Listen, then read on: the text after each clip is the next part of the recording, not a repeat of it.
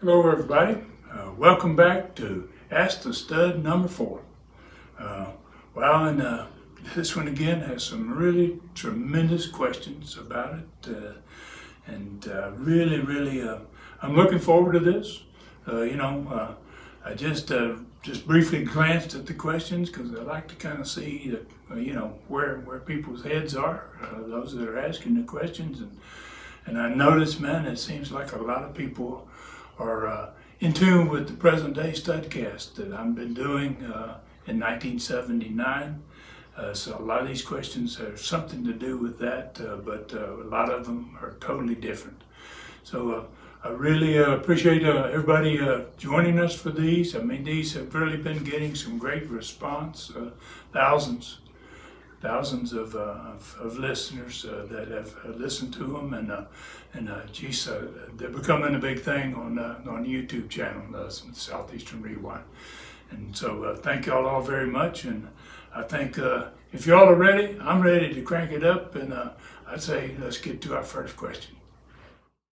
Our first question comes from Wesley Rogers, Tellico Plains, Tennessee.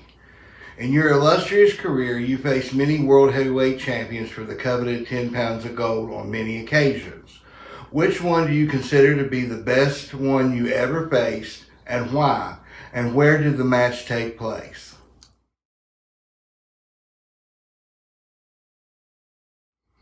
Wow, good question, Wesley. Fine gentleman. I think I've met Wesley before. Tellico Plains, he's in a beautiful place too. Wow, it's a beautiful part of Tennessee. Wesley, I think it's a fairly simple answer for me. My favorite, and the guy I really enjoyed wrestling with the most, and who I thought might have probably been the toughest of all the NWA champions I wrestled, was Harley Race. Harley and I wrestled, and I don't know, I really thought at one time I had all the matches that I had with Harley, and then once I started doing my research, and I'm going back and looking at that era from about 1977 up to about 1980, where Harley was champion most of that time period, I'm finding more and more matches that I had totally forgotten about. So I'm going to guess that I probably wrestled Harley probably 20 times in my career, and all of them but one was for the world championship, and obviously I never won the championship, but while we had some great matches, probably 10 of them were 60-minute matches, went Broadway. That's what the old timers call it, Broadway, 60-minute time limit. You don't see that anymore. That's a thing of the past. And I consider some of those 60-minute matches to have been maybe the best. Really, really great matches. Harley always had a way of taking that last 5 minutes and making it seem like it was 30 seconds. And the fans, I never remember doing one of these 60-minute matches in which the building wasn't on its feet for the last 5 minutes. He just had a real knack for high spots and false finishes, and they think it's a pin, and they think it's a pin, and you kick out and you kick out. It just built the momentum as the time went toward the end of it. It was a real honor and a pleasure to work with Harley. But and I think you asked about the best, my favorite, and my favorite, oddly enough, was not for the World Championship, and it occurred in May of 1979, right in the time period where I am with Studcast now, in which Harley comes to town, and this particular trip, I think he wrestles about 3 times there, maybe 4, and I'd have to look at the research a little bit closer and look at these matches again just to make sure I'm correct about that. But I know that I had 3 of those with him in that time period in May. And which was really odd is he came in and he wrestled 2 of them in 1 week, and he came back and wrestled the others in a different week. And the first one I wrestled with him was in Knoxville, and that was for the World Championship. It was about the third week in May of 1979. We wrestled to a no contest match, which is very unusual. And I've done the research on this one, and I look back, and the newspaper reported the match as being the attendance as being 5,400 people, and they said the match was called a no contest, and the match was stopped because of blood. That both wrestlers were so bloody that they rang the bell and they stopped the match. I don't think that's happened very often in the sport. So we end up the World Championship match, no champion. I mean, he didn't beat me, I didn't beat him. We were both bloody as crazy. I remember how bloody I was. It was really, really tough. We come back 6 days later on a Thursday night rather than a normal Friday night. And not for the world title, we come in a Texas death match. And well, it was one of the greatest matches I ever had. And I have told this story many times, and if you've heard it, I apologize. You might want to hear it again, but for those that haven't, had one of the greatest finishes I ever saw and I ever had in a match, and I think that's why it's my favorite. We end up going probably close to an hour again, somewhere in that 50-minute range. We're both bloody, and he took me out onto the announcer's table, sat right next to the ring, slammed me, crawled up on the top rope, and he did that old diving headbutt like he did in the middle of the ring most of the time, but I'd never seen him do it outside the ring. And when he came flying off there, I rolled off the table, and he went head first through the table. And his feet ended up sticking up in the air, and they were twitching back and forth, and it was an explosion in that Coliseum. Nobody expected that, including me. And it just, fans just, it was awesome. It was just a pop like you never hear. And I remember barely crawling back into the ring.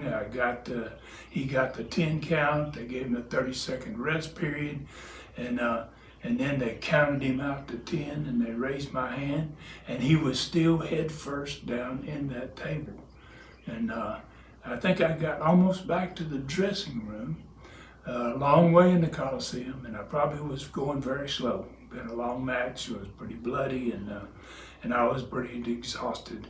And I looked back, and the last thing I saw was Harley's feet still sticking out of that table. What an unbelievable sight that was, and what an unforgettable match for me that was. And I doubt that he ever took that bump again. And wow. So Harley Race, Knoxville, Tennessee, 1979, Texas Death Match, wasn't even for the World Championship. Our next question is from Todd Flynn in Cerebreville, Tennessee.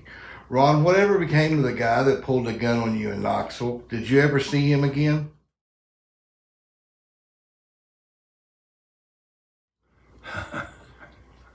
That's a good one. Wow, you're jumping back there, Todd, a long darn way, man. I had just come to Knoxville, just started Southeastern for the first time in my career. I've been wrestling for 4 years. I decided I wanted to be a heel, and I was pretty good at it. Well, good enough to get enough heat that we were in the old Chilhowee Park back in those days. They had never run a match in the Coliseum at that time. Eventually, and later on in 1975, we're going to start doing some matches in the Coliseum. But this was really heat. The heat I had was tremendous, man. Fans hated me. Ron Wright, I had turned him babyface. They always hated Ron Wright, but when you turn a great heel babyface, wow, they get with him so good. So it was great, and I was able to call everybody rednecks and hillbillies, and I just kept getting more and more heat.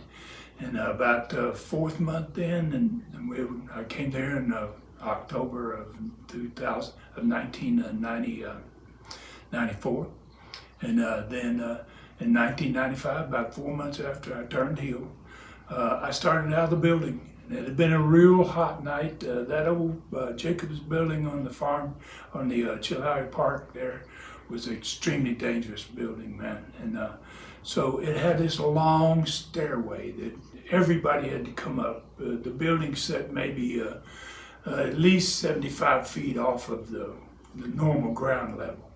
So everybody that came to the matches had to climb this staircase, and they also had to go down the same staircase to leave, even the wrestlers. So after this one particular night in which I had so much heat, we had a riot during the course of the night, and my great buddy Mac McMurray that loaned me the money to start my first wrestling company, and a great friend of mine, he got a knife stuck in his rear end that night. We were fighting our way to get back up to the dressing room. So when we left, I had waited intentionally till I thought everybody was gone. And thank goodness there was a policeman there available too. And he was kind of standing off to the side outside when I left out the front door of the old park. And there was one guy standing off to my left, and he had his back turned to me. I didn't think anything about it. Policeman's over here on the right, and this guy's off to the left. And once I start to get to about the top of the steps, this guy turns around and he's got a gun. And and he was going to use it. I could see he was going to shoot me. And he was so close that I had my bag, and I reached out with my bag and I hit his arm. And when I did, it knocked his hand down, and he shot himself in the leg. And when he shot himself in the leg, he fell on the stairs, and he rolled down these concrete steps. It had to be 50, 60 feet. I mean, if the shot didn't kill him, it looked like the fall was going to kill him. I don't know how he survived it. But then the policeman turned around and he ran to me, and you all right? You all right? And then he starts to go after the guy. Well, this guy gets up. He must have been superhuman. I mean, he just jumped up and he started to try to run across the park. And there was a big road there, Magnolia Avenue, ran along the park. It was where the fair was in Knoxville every year. Big old park. The exit was way out there. And he started hobbling, running dragging one leg, trying to get away from the policeman. And they went off into the dark. I couldn't see where they went, and I was like, well, I was a little shook up by it, obviously. I'd never had anybody try to kill me. And so I went on home. And then the next week, I never heard any more about it. The next week I asked the policemen that were there, and the same guy that had went after him said, he said, well, he hid in the bushes, and he said, I couldn't find him. And he said, we kept looking for him. I called some other police. They came. We started searching for him. And he goes, we couldn't find him. Well, across the street from the Jacobs building in Hyde Park was a line of stores, and one of them was a barbecue place. And everybody's going to love this name because it's really a familiar name now. It was called the TikTok, so he said, Ron, about 2 in.the morning, he said, we got a call from the TikTok restaurant across the street from the park. And we went over there, and he said, they said they had a guy that was sitting in the booth, but he was bleeding. And he said the guy had passed out from loss of blood or whatever, and he said, we found your man. We found the guy that tried to shoot you. So, I guess that's the answer to my question. Todd, I think it was Todd Flynn that asked the question. That's the answer to my question. I never got to see the guy again. Once he tried to shoot me and he fell down the stairs. I never saw him anymore, and I really don't know what happened to him. I never did follow up on it to find out what they did with him. I was just happy to live through it. Our next question is from Tate Fugate. Where was Eddie Graham originally from, and where do you rank his mind for the business among all other promoters and bookers?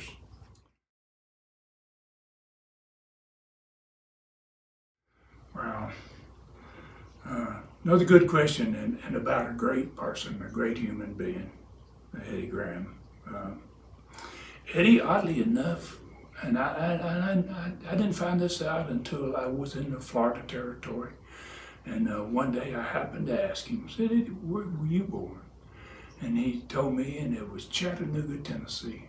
I mean, I could not believe that, being an old Tennessee boy. And I was going to eventually go back about 100 miles away and start my first territory where Eddie Graham was born. Eddie Graham was a tremendous wrestler. He made a name for himself early on WWF. Him and his brother Luke, and they were a phenomenal team for Vince McMahon Sr. Then Eddie, I think early on in the 50s, maybe in the 50s, decided he wanted to go to Florida. He got down there and he ended up with part of the territory, in partnership with Cowboy Latro, who was the promoter there, and became, wow, one of the absolute brightest minds in wrestling history, no doubt about it. I mean, and it wasn't just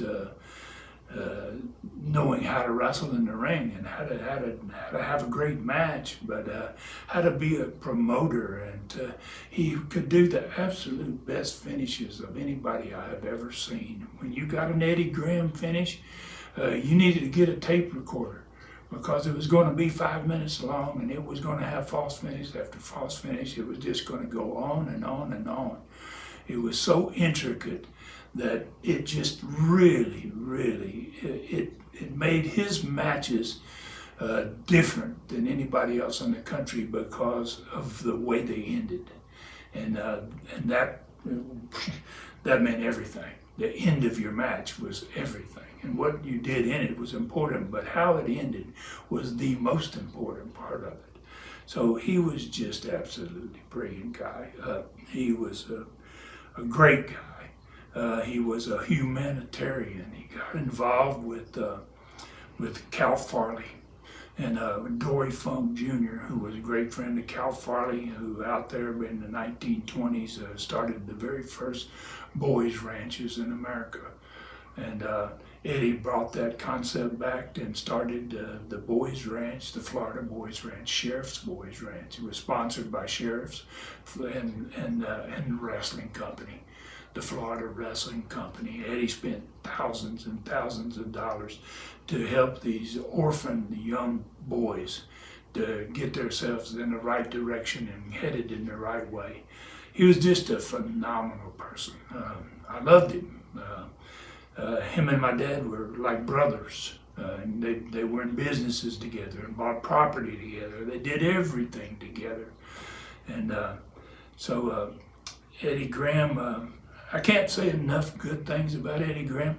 And the great part about it is when you talk to somebody else that knows Eddie, he's the same way. He has nothing but great things to say about Eddie.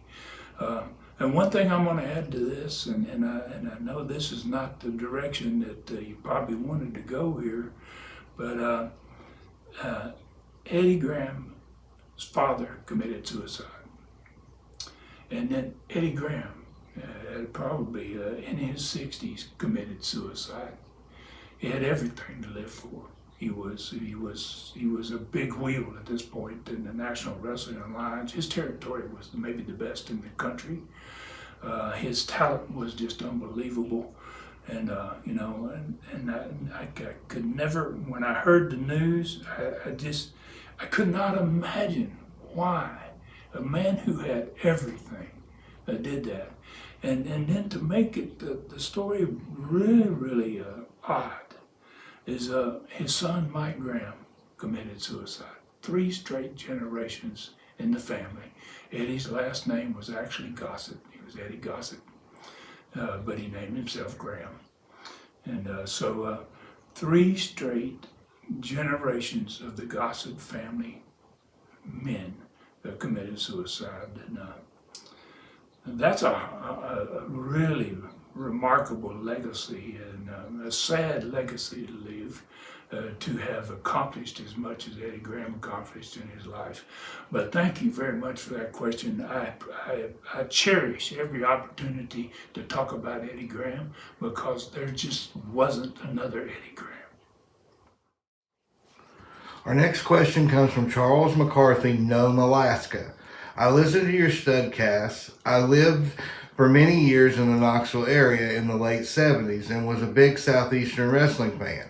My question is, after all that happened in the Knoxville War, was there any punishment to the 5 wrestlers that started the war? Wow. Nome, Alaska. Goodness gracious, man. You're up there, Daddy. I mean, I don't know why you went to Nome, Alaska. You must have been a gold digger, man. You know, to leave Tennessee and go to Nome, Alaska. Wow. You know, but thanks for your question, sir, and thanks for the fact you listened. I appreciate you listening to the Studcast, and it's a really great question. I don't think anybody's ever asked me that question about the ending of all that, the war, and you know, and I happen to be in that time frame right now. I mean, 1979, April, May of 1979. All of this conspiracy is going on in my territory, and I don't know anything about it. I never know that there is going to be a war until the last week before the war.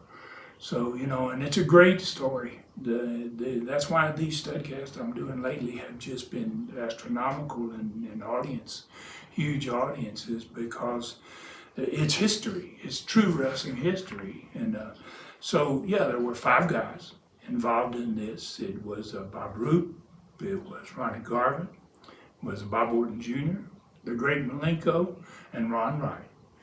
And obviously they tried to get the rest of the crew to go with them and to start their own company and trying to take over Southeastern wrestling. Horrible experience, a really, really bad experience, you know, and were there any repercussions? I think the way what you asked me here, sir, was, you know, how were they punished in any way? Well, they weren't. They weren't punished in any way. After it was all over, they all got jobs, continued to wrestle in NWA promotions, and I sent out letters about who was involved, and I did the thing that, but there weren't many wrestling wars. The unbelievable part of this is there were very few wrestling wars in the history of the sport.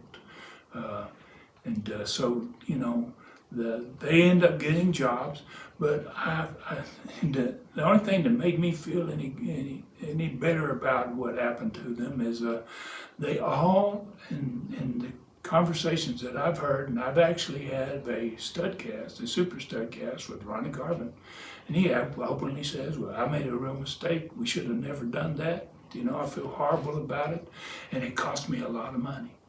I heard Bob Roop, who is the only guy among that group, other than Malenko. I never spoke to Larry Simon, the great Malenko, because he went back to Florida after things started to fall apart for him. He was one of the first guys to leave them. And I never had the opportunity to talk to him. But the only other one that I've never talked to is Bob Roop. And I heard an interview of Bob Roop was talking to somebody about the war, and he said, it cost me $200,000. And so, you know, I mean, that's a lot of money to lose. And, you know, I'm sure he was taking into consideration if he hadn't have done the war, how much money would he have made if he continued to be the booker, and then how much money he lost by, you know, going up to ICW, another little wrestling company just north of him in Kentucky, spending a couple of years up there. He wasted probably $200,000 of income that he could have had if he had never kind of instigated the Knoxville War. So that's the answer to your question, sir, as best I can. I think they paid for it in their own pocketbooks because they sacrificed a lot of money for the future, but they were able to get jobs within the NWA and to go on and become wrestlers in other territories after that. Our next question comes from Thomas Warfel. What were your most serious injuries in the ring, and how much time did you miss?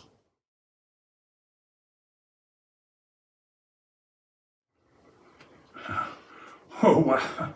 there's a lot of them. I don't know where we stop with the minor injuries and the pretty bad injuries and the really bad injuries. Mr. Warfel, geez, wow, wrestling was a really, really tough sport on the body. Everybody got the injuries, I had some bad ones, and then thinking back, some of them jumped right out at me, since we're talking about the worst, one of the worst that I ever got was a World Championship match with Terry Funk in Knoxville in 1976, in which at the end of the match, I had actually won the belt. I had my hand raised. I actually had the world title in my hands. And then Ronnie Garvin came down to the ring, and me and Funk got into it afterward. 2 referees, decision got reversed. It was crazy. And Ronnie Garvin jumped off the top rope in my throat. Actually, only one of them was in my throat, but he jumped off across my chest once. He jumped off the top rope on me at least 3 times, maybe even 4. But the last one was in my throat. And wow, I still have it today. And sometimes, and I happen to be in this stage now, sometimes when this injury was right here, and when the injury comes back to me and I get reminded of it, which is maybe only 3 times, 4 times a year, and right now it happens to be one of those times in which a little knot comes up there, and I have a little hard time swallowing and talking. Every time it happens, my first thought is Ronnie Garvin and jumping off the top rope. And I went to the hospital. I was in the hospital in traction for about 4 days. They thought it was more so my vertebrae than my throat, and it turned out to be my throat is where I actually had the problem. But I would say that's one of my worst injuries.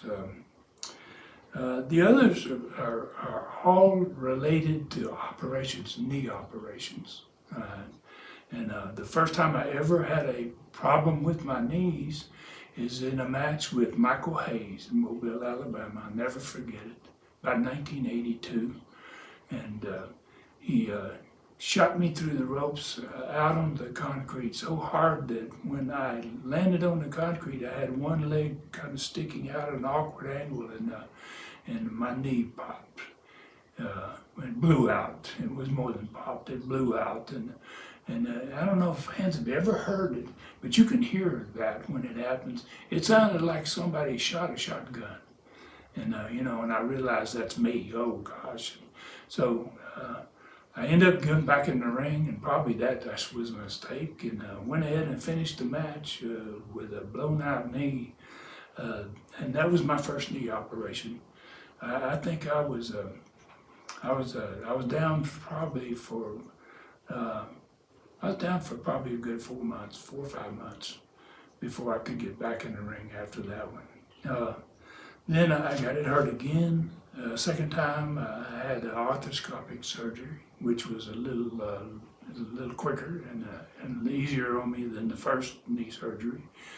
And then the last time was the world title match where Bob Armstrong was the referee and I was wrestling Ric Flair in Mobile, Alabama again. Mobile was not a good spot for me when it came to knee injuries. And on that night, Bob and Flair really got into putting me away basically, and they both messed up my knee again. And I was out about 6 months that time. I had a longer surgery, worse surgery. And gosh, I could probably, if I had enough time, I'm sure I could go on to some more, but those 4 injuries really come to mind. And I think when you get the surgery, that takes it to another level. I mean, you can basically say, 4 days in traction with your neck in the hospital, that's bad too, but I think it goes even to another level when you get the surgeries. And the 3 surgeries is probably, I would say, my worst injuries in all my wrestling career. Our next question is from Kirksey Roger. Have you done a Super Studcast on both the Olympias, Jerry Stubbs and Super Olympia Arn Anderson? I remember there were 2 Olympias at one time in Southeastern.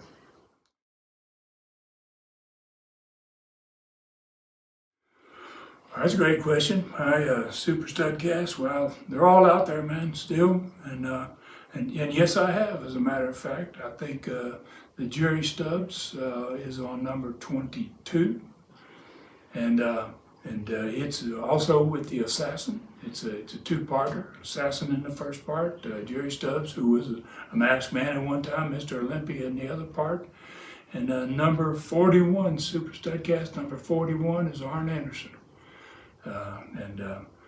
Wow, great ones. Both of those are great ones. I mean, and can you imagine having 2 masked men any better than the Assassin and the Mr. Olympia? I mean, that's what a Super Studcast that was. Both those guys are great. Yeah, I have done both of them. Yeah, there were 2 Olympias in the Southeastern Territory in about 82, 83. It might have even gone on into 84. Jerry Stubbs was the first to put on a mask and called himself Mr. Olympia. Gosh, his body got so good that he looked like a Mr. Olympia. And Bob Armstrong suggested that name. He said, man, you ought to put on a mask and call yourself Mr. Olympia. And Jerry did. And wow, he got over better than he ever did. He actually went into Mid-South and became a huge star after that. And then Jerry Stubbs was always a great friend with Arn Anderson, and they were just, you could not, when you saw one, you saw the other. And so they teamed up, Jerry Stubbs and Arn Anderson, and wow, had a great a great role as the Southeastern Tag Champions. Wow, a great run they had, and that actually put me and Bob Armstrong after the incident that had happened where Flair and Bob hurt my knee. We're actually wrestle partners again with Bob again against Stubbs and Arn Anderson. And Arn Anderson was one of the greatest wrestlers of all time. His Super Studcast is truly remarkable. When you hear that, you're going to hear stories that you never dreamed that could even happen. Arn's life is amazing, truly amazing. And then, then they end up later on, finally, they have a problem between Arn and Jerry. And so Arn gets mad and he puts on a mask and he calls himself Super Olympia. And they have battled back and forth for months and months. They have some of the bloodiest matches in the history of Southeastern wrestling. And wow, the best friends become mortal enemies in the ring. And it's truly amazing, some of the matches they had. Those 2 guys were great wrestlers. But in answer to your question, there certainly was 2 Olympias. There was a Mr. Olympia and there was a Super Olympia. And they were both the guys you mentioned, Jerry Stubbs and Arn Anderson. Our next question is from Dave Acosta. Your Southeastern, Continental, and USA Junior Heavyweight Champions were my favorites. Who do you consider to be the best one?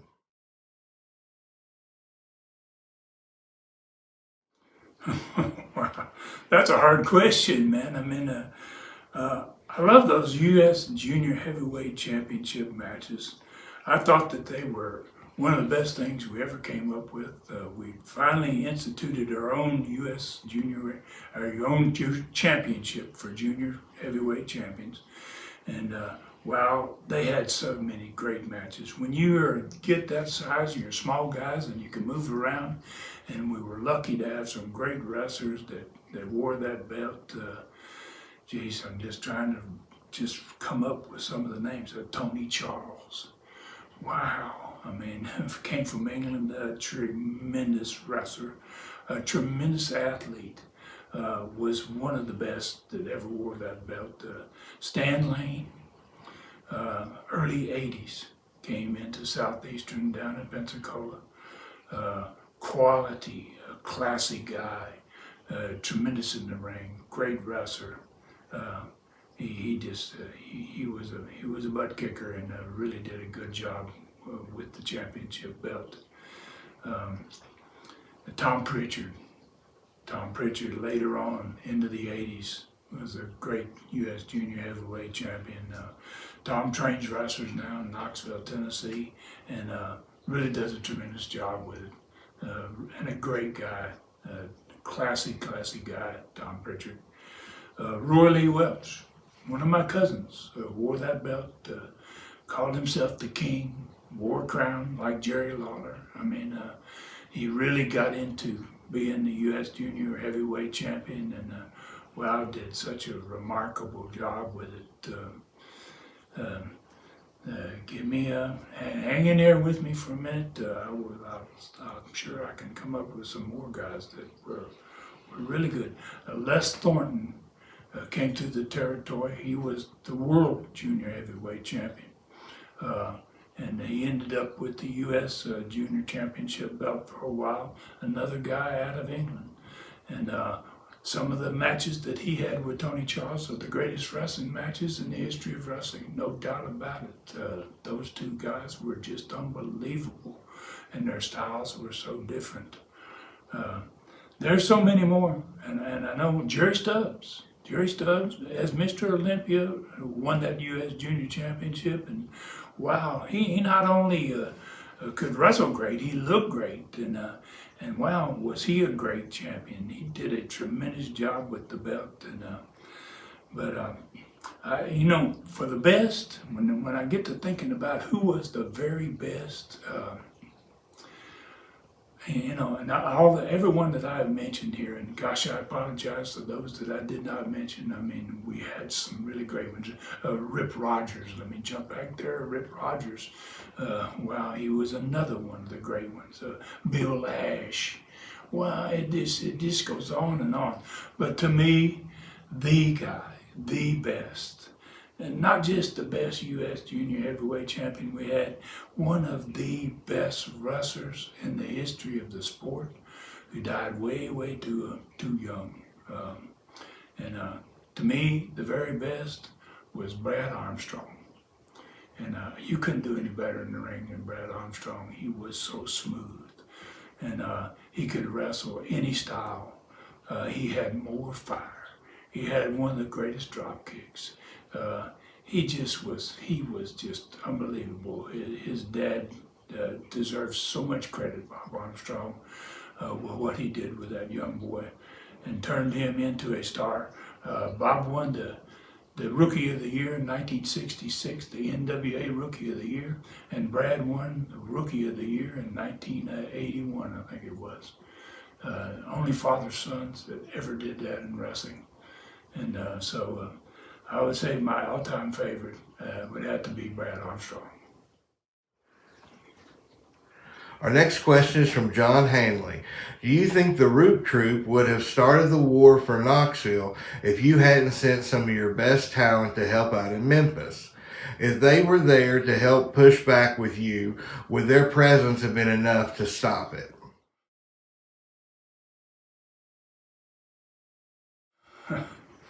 Well, what a great question, sir. John Hanley. Mr. Hanley, that's a great question. You must have been listening to recent Studcast, because you probably are aware that a lot of my wrestlers from the Gulf Coast territory went to Memphis in early 1979. My brother, the Mongolian Stomper, Don Carson, wow, it just went on and on and on. Some great stars along the Gulf Coast down there went into Memphis. Tora Tanaka was over real good in Knoxville at that point. He went into Memphis trying to help my dad and Jerry Jarrett with their territory up there that was in trouble at that point. And I guess, it certainly didn't help me. I don't know that if I had had all those guys, and like I said, most of those guys were down there in the Gulf Coast rather than in the Knoxville territory where the war happened. If those guys probably had been in that territory, one thing that probably would have been a big help, and it might have changed all of it, is if my brother, who ended up over there in Memphis too, if my brother had come back and he had been in that territory, Bob Roop would have never booked that territory. I would have never needed Bob Roop. And my brother certainly wasn't going to steal the territory. So, that would have changed everything, and I don't know if they would have taken that one move might have changed the whole thing. But it was a real bad situation, and if all those guys had come back, well, I think, that they probably would have not decided. And there was another thing about the war that really kind of disturbed me is I don't know how many people knew what was going on. I know that 5 of them left, which was Bob Roop, Ronnie Garvin, Bob Orton Jr., Greg Malenko, and Ron Wright. Those 5 decided to try to build their own company. But there was a big crew in Knoxville at that point, and nobody else went with them. Now, I don't know whether they actually sat down and had a conversation with everybody and told everybody what their thoughts were, and do you want to do this or do you not want to do it, or whether they just kept it among the 5 of them. That I'm not so sure about. A lot of things about the Knoxville War I did not know, and I never knew, and a lot of that had to do with the fact that I was wrestling Hulk Hogan a lot, who was brand new down in the Gulf Coast territory, trying to get him a good start and trying to get him off and making money and having good matches. So, but that was a great question, sir. I don't think it would have changed it except for the fact that if my brother had come back and took over the book, Bob Roop being in that booking position was so important as being the head guy behind it all.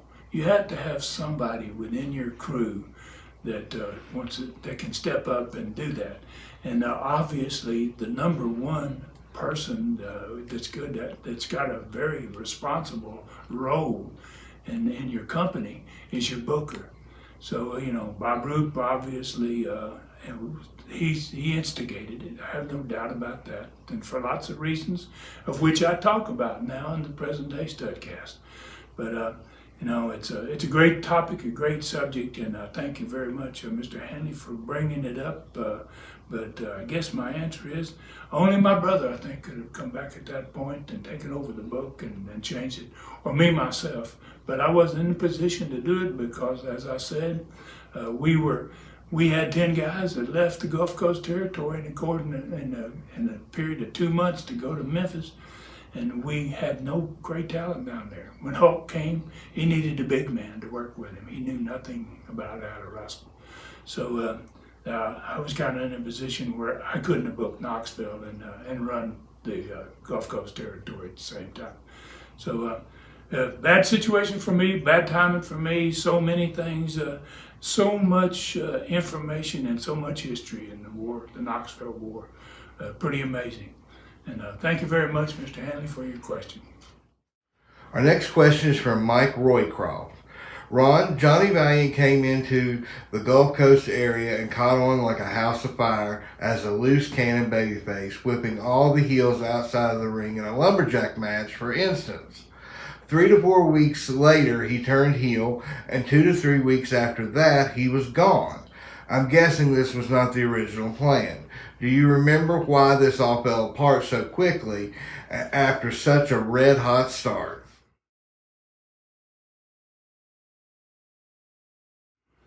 Gosh, that's a good question, Mr. Roycroft. John Valiant was he was a New York star, and we were getting some New York stars. We were getting some New York talent. He's one of the first that we got that came down to Pensacola. This is after the war in Knoxville, and I had sold out in Knoxville, and we all went back, my brother and Bob Armstrong and Jimmy Golden, all of us went back to build the Gulf Coast territory.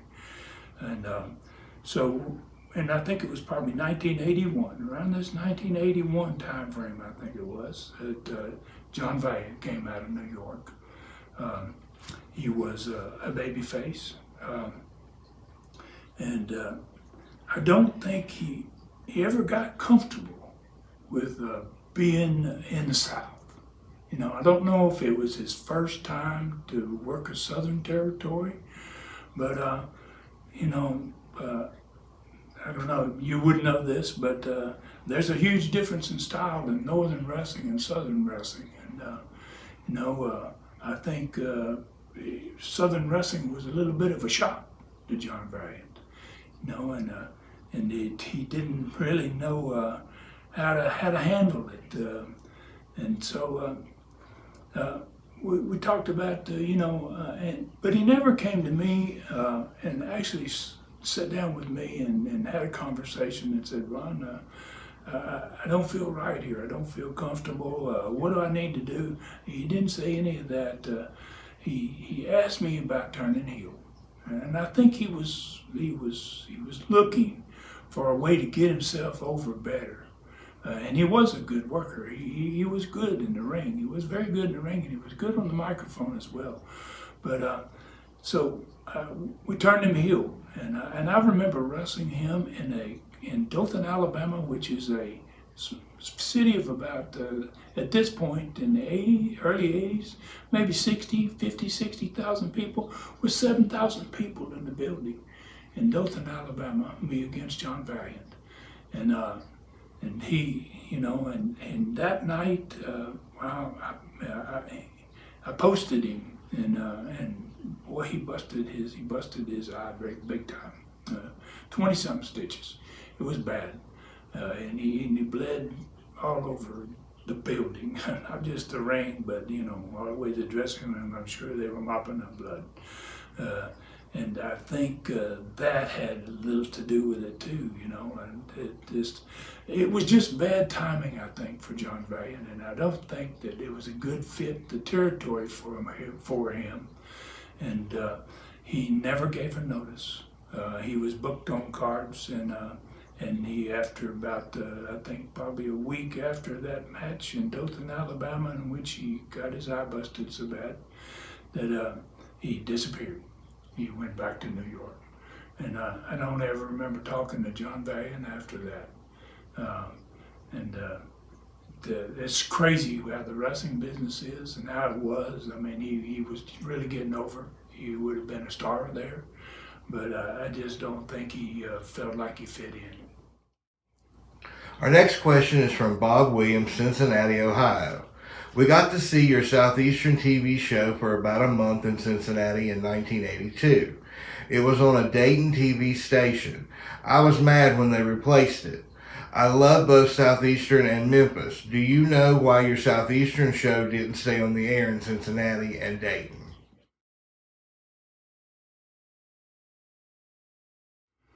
Wow. That's a long story in a way, you know, but it's a very interesting one in a way too. In 1978, when I was in Southeastern, my dad was looking for another territory. He wanted to get back in as a promoter, and we looked at Ohio, Cincinnati, Ohio. In fact, we came to Cincinnati and we showed our television program to a Cincinnati station. The Sheik owned Ohio back in those days.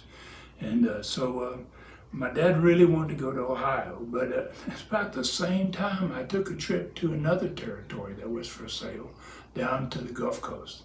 And I loved that beach, and I loved that area down there, and it had so much history that my dad had started that territory 20 years earlier, and I ended up going to Pensacola rather than going to Ohio. So my dad, now is another thing, this is another part of the studcast that we are presently doing. In 1979, my dad and Jerry Jarrett were both, they were at that point owned the Memphis territory. My grandfather died in 1978. My dad inherited his part of the Memphis territory. And their business was terrible, and they got to communicating with my brother, and then my brother went up to book for them, and then I obligated myself to try to help them out. I sent a lot of my wrestlers up to the Memphis territory, and they ended up making a comeback. But my dad kind of forgot about Ohio for a while there. Then later in 1979, and this is going to be in future studcasts, we're going to talk about how my brother became the booker in the Memphis territory, and he had an agreement with my dad and Jerry, who was the other owner there, about paying the talent. We had sent so many guys from Southeastern that were used to getting these big payoffs. And we paid on a bigger percentage than what my dad and Jerry paid on in their territory. And they promised Rob that they would let him make the payoffs, and they would pay the 28% of the gross house that we did in Southeastern, which was one of the highest payoff percentages in wrestling, no doubt about it. Most guys did not pay near that much of the house to the talent. But we did, because we realized that you can't have great talent if you don't pay very good. So they made him a deal. And later on in '79, we're going to get to talking about this in the studcast in the future. And they're going to renege on the deal. They're going to bring Rob in and tell him, after the territory goes from dead to selling out every town, because they got all these great Southeastern stars that added to Jerry Lawler and Bill Dundee and some great wrestlers that they had. Their territory caught on fire. And instead of being happy, they got greedy and they said, we want to cut it back from 28% to 22%. And my brother says, no way. We didn't have, that wasn't the deal. I can't get my guys to work for you with that. They know what they should be getting now, because we've been selling out, and when we continue to sell out and their money drops, what do you think they're going to say? And he was darn right about it. The guys, wrestlers were pretty smart. If he was getting paid on a full house, and the next time it's full and you get 500 less, you go, whoa, what happened here? What the heck happened?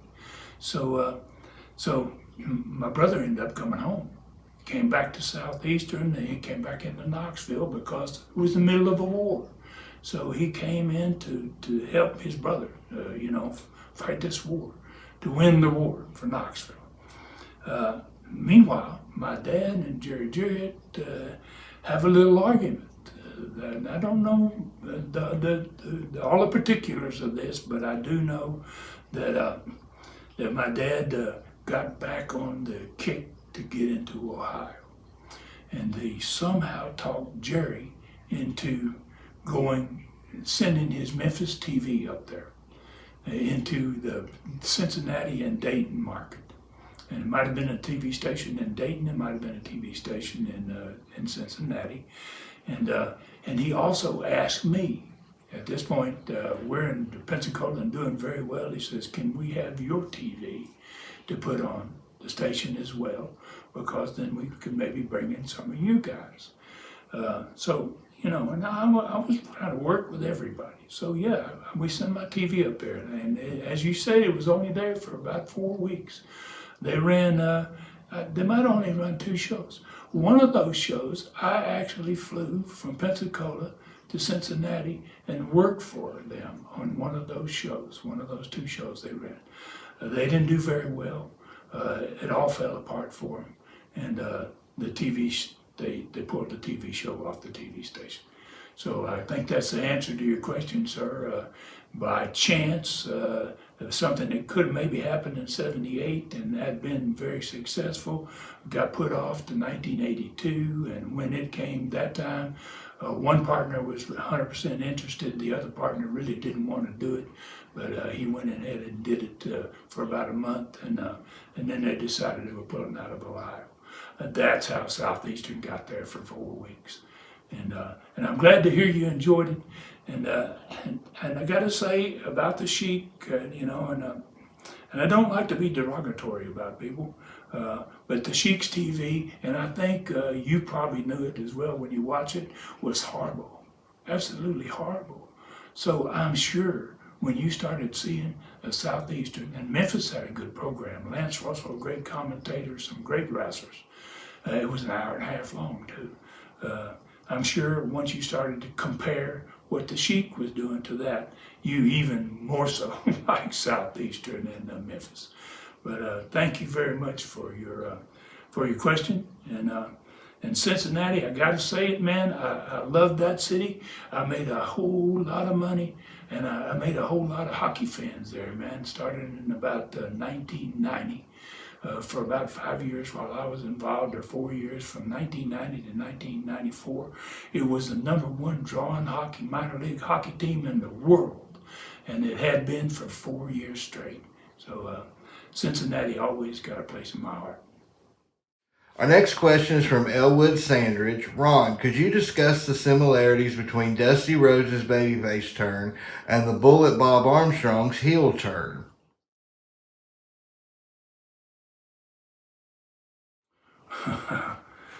Mr. Sandwich, wow. That's a great question right there. And you're talking about two of the greatest of all time.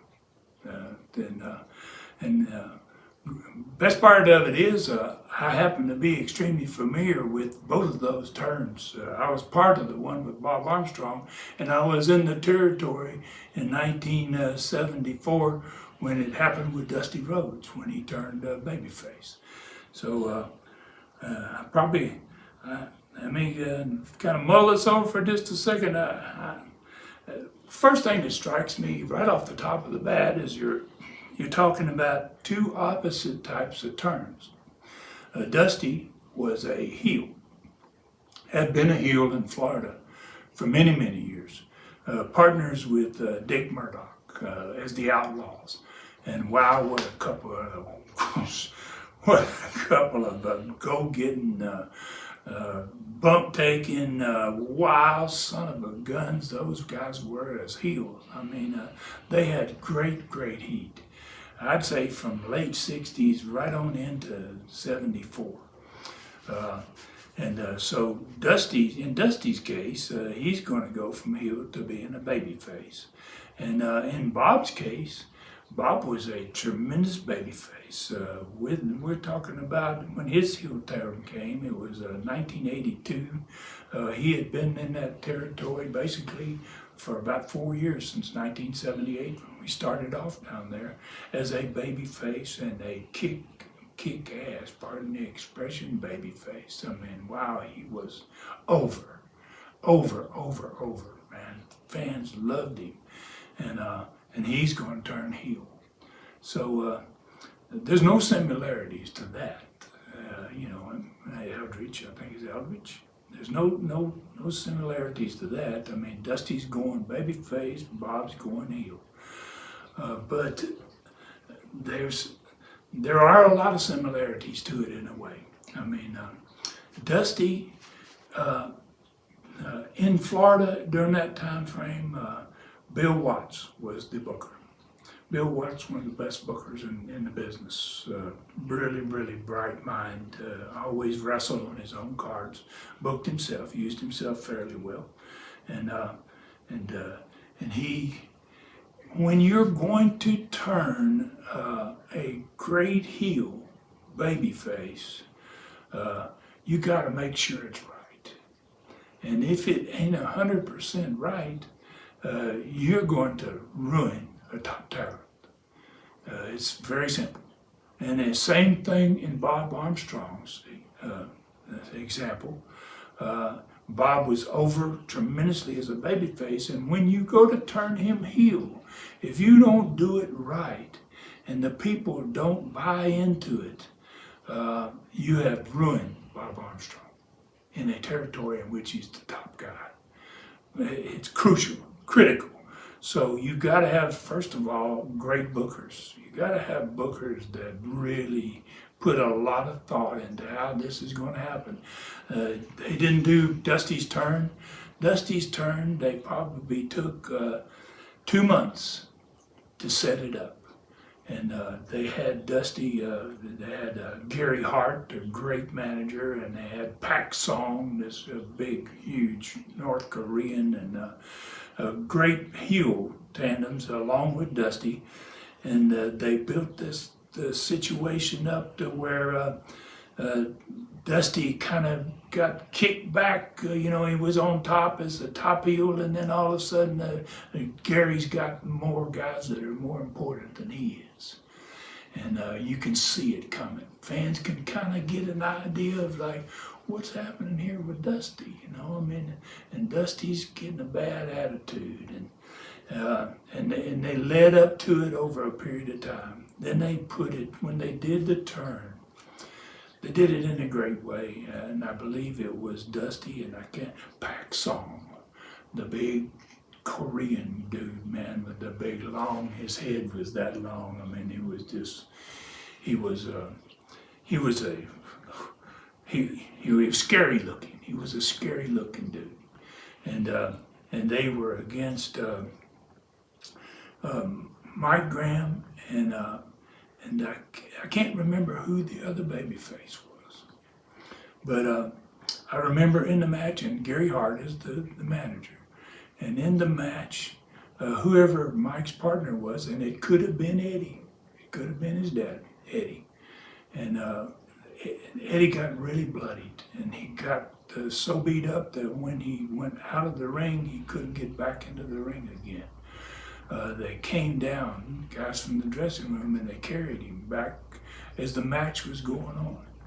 And while the match is going on, then Dusty's in the corner there, and Pak Song is just beating the heck out of poor little Mike Graham.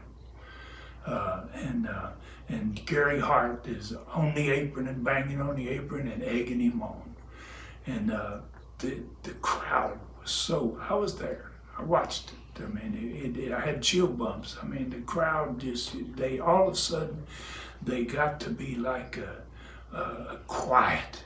It's like, wow, what is going to happen here to poor Mike? And Pak Song is packing him with the big karate chops and in the head, and blood's running down to his wrestling tights, and Dusty's standing over there, and he's looking at Gary Hart, and Gary Hart's paying no attention, and he goes over and he says something to Gary Hart, on the floor, and it's and they were smart back in those days. Florida didn't go over to all these type of things. This is the biggest angle they ever worked in Florida, probably, I would say. And so the camera picks up Dusty say something to Gary, and Gary just like, get up there on the apron, do your deal. And so Dusty went back up on the apron, and Pak Song kept going. And then finally, didn't get tagged or anything. Pak Song never went over and tried to tag him or anything. Dusty just came through the ropes, and he stood in the corner, and he watched for just a second. And here he went, and he tore into Pak Song. And I never saw a building do that. It was unbelievable. The roof came off. It was in the Tampa, the big old National Guard Armory held about 6,000 people. And that roof came off that building. And Dusty whipped the hell out of that big Korean, and Gary Hart jumped up on the apron, and he wheeled him in the ring, and he started on Gary Hart. And the rest of all of Gary's guys came down to the ring, and Dusty fought those son of a guns. It was unbelievable. The people never left the building. The match was over. The heels were gone. It was Dusty and Mike Graham in the ring, and everybody just came to ringside. The whole building is like they all wanted to touch somebody. They all wanted to be a part of it, and it lit up that territory. Like it never was before, and like I don't think it ever was again afterward. It got over so good that I remember for more than 3 months, you couldn't get within a mile of any building that we were wrestling in without hitting the traffic of the people that were already there. Buildings were full, hour ahead of time, match time. There were more people, there were 3 times more people outside the buildings than were on the inside of the buildings. In every single building, every night, 3 straight months of it. I'd never seen a territory that hot. I've never seen a baby face as hot as Dusty was. Okay, kind of explain that to you, Eldridge. We'll talk a little bit about Bob Armstrong's deal here, okay? So Bob had been, you know, and in our case, and I was doing the booking at this point, Bob had always been a babyface in the territory. I was a babyface in the territory. We were great friends. We had never had a problem with each other. Early on, when we started in 1978, I started there as a heel. He was a babyface, but I ended up turning heel after about 6 months, and we had been friends from then on. They get this championship match. There you got Harley Race. You got Ric Flair, who was the champion in '82, and you know, I talked to Bob. You know, and the territory was already great. It was on fire. But I sat down with Bob and I freaked him out. I said, Bob, have you ever thought of being a heel? And he was like, he looked at me like, what are you talking about? You know, and I said, you know, I had an idea here. You know, you got Brad and you got Scott coming, you got Steve coming. You know, there's and I got my brother and I got Jimmy, and I mean, you know, we could turn you heel, and then when we turn you back, you'll be even bigger than you are now, and you'll have all your sons. So we talked about it, and he saw it. He saw what I saw. And so we went in that particular match. I had Ric Flair in my Fuller leg lock, center of the ring. No man ever got out of it. And no way he's going to make it to the ropes. He is beat. I am the world champion. Bob Armstrong is the special referee, and he starts dropping elbows on me. Instead of ringing the bell and raising my hand, he goes just the opposite direction. He stops dropping these elbows on me, and both of them start to. And I think I mentioned a little bit in one of the questions. They got so scared and so into it that Flair and him both, that they messed up my knee a little bit, and I had to get another knee operation. But it's worth every bit of it, because it was just like Dusty's turn, but it was just the opposite. The fans came to the ring again, but they didn't come down there to shake anybody's hand. They came down there to get Bob Armstrong and Ric Flair. And wow, it did the same thing that had happened in Florida in 1974 with Dusty Rhodes. We sold out everywhere, every night. Couldn't get to the buildings. So there's no similarity in the one guy going from babyface to heel. But the similarities, I guess, if there is one, Eldridge, is the fact that Tampa exploded. It got huge. It had already been huge. Florida wrestling was big, but it got bigger than it had ever been. And Southeastern, it had been growing for 4 straight years.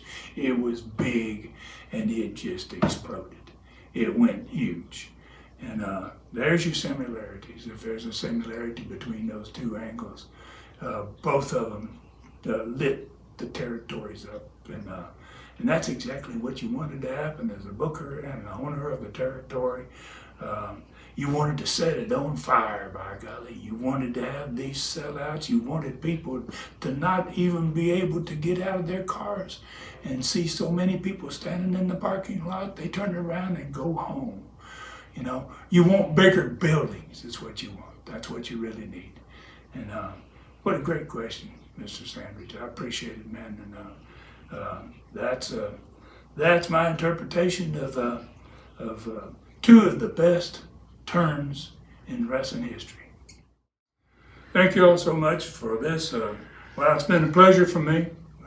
I've really enjoyed it, and I hope you have as well. I think we covered a whole lot of ground today, and a lot of different things, answered a lot of different questions. I want to remind you, we're going to do this again, 3rd week in May. I think it's on the 20th, May the 20th, Saturday, May 20th. And really appreciate you sending me some more great questions like you have been. And I know this one was a little bit maybe longer than the others, and I hope you forgive me for that, but I hope you've enjoyed it enough that you're not going to worry about it. And thank you so much for being with us here on YouTube, Southeastern Rewind. This show is exclusively on this channel. You won't see it anyplace else. And be sure and join us.